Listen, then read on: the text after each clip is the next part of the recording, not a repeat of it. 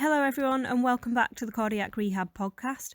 Today we're joined again by Arrhythmia Specialist Nurse Kev McGibbon, who's going to be talking to us about atrial fibrillation.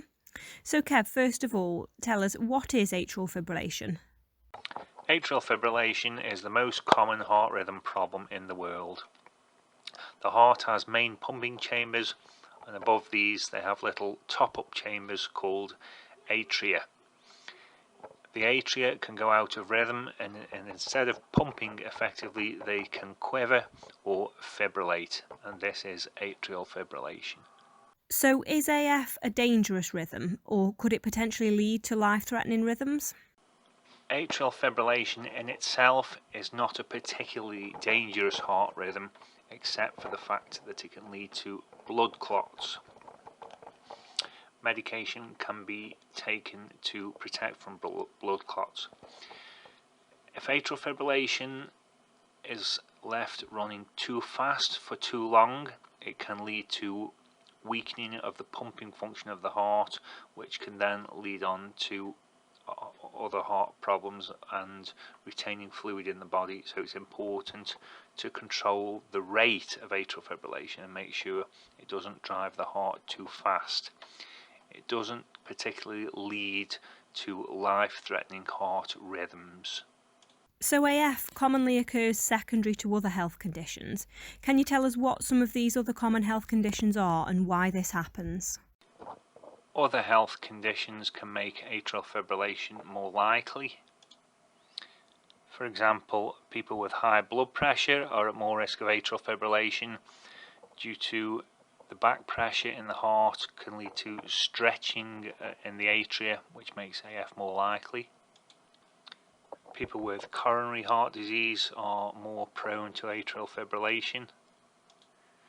Getting older is a common cause of atrial fibrillation. People who are age 40 or over have a 1 in 4 lifetime risk of atrial fibrillation, and atrial fibrillation starts to become more and more common after the age of 65. This is thought just to be general wear and tear on the internal conduction system of the heart.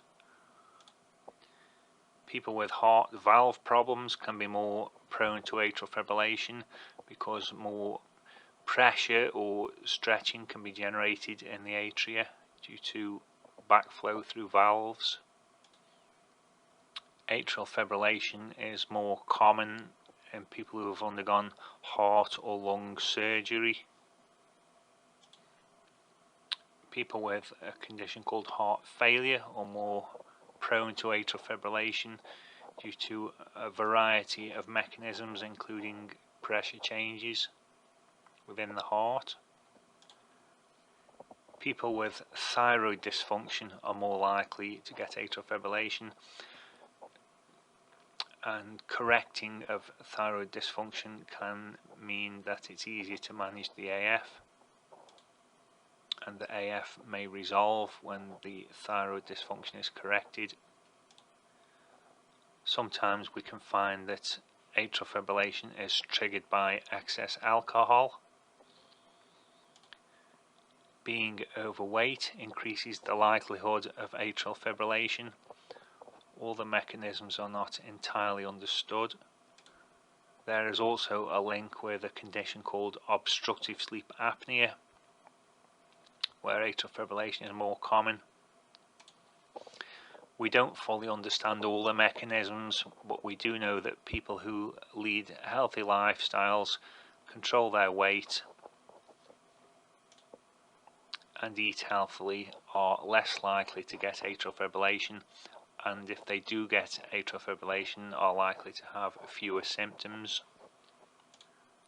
and that finding and treating other conditions such as high blood pressure and obstructive sleep apnea can mean less likelihood of AF in the future. Can somebody live with AF without even knowing that they have it? A major concern with atrial fibrillation is that many people have it and are completely unaware that they have it.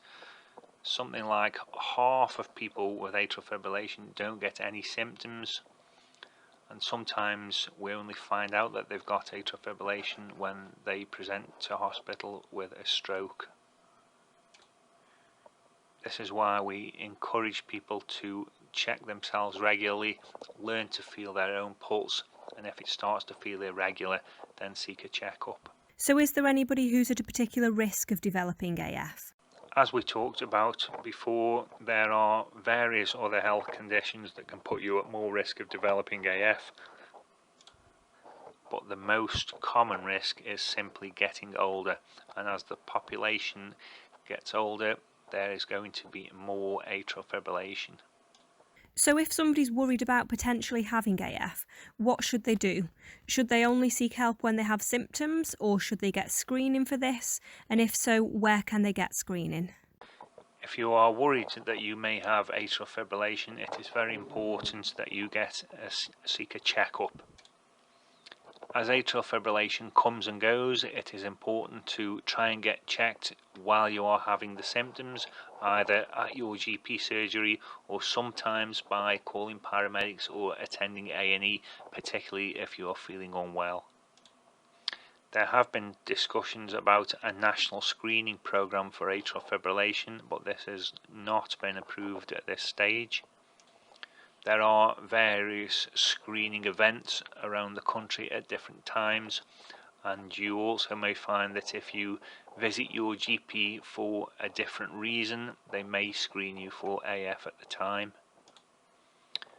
There is more and more wearable technology coming into the market with smart watches, etc., that can give an indication of atrial fibrillation, and many of the newer blood pressure machines will flag up if atrial fibrillation is suspected.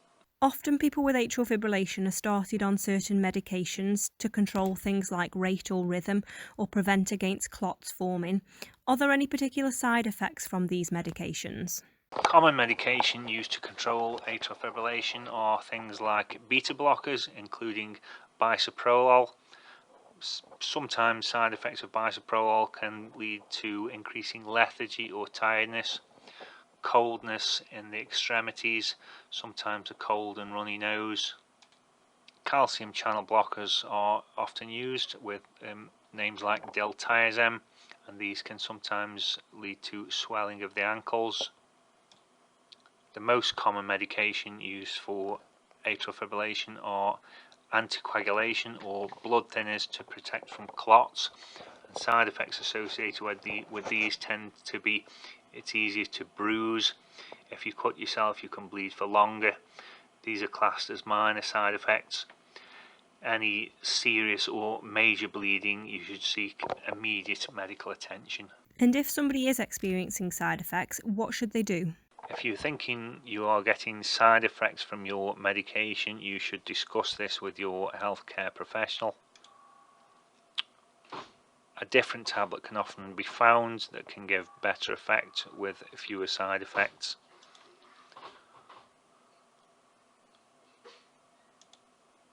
And a combination of tablets with different doses may be required to get control of the atrial fibrillation with the lowest side effects profile.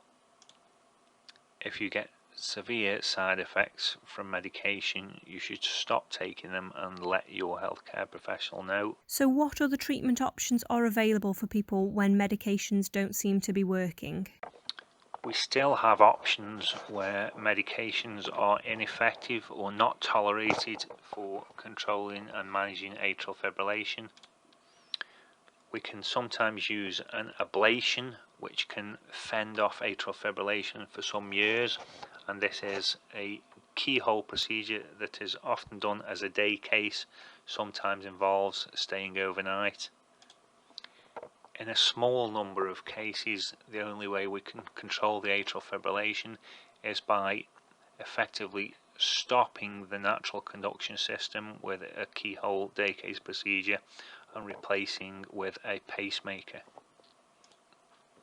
If people are intolerant of anticoagulation medication due to bleeding or side effects, then there is an operation called left atrial appendage occlusion, which we can do if the patient is suitable, and this is another keyhole procedure that involves inserting a little device into the heart and blocking off the small area where clots are commonly generated from. Thanks for taking the time out to answer these questions, Kev. I know I found it very useful, and we hope that everybody else has too. Thank you for listening.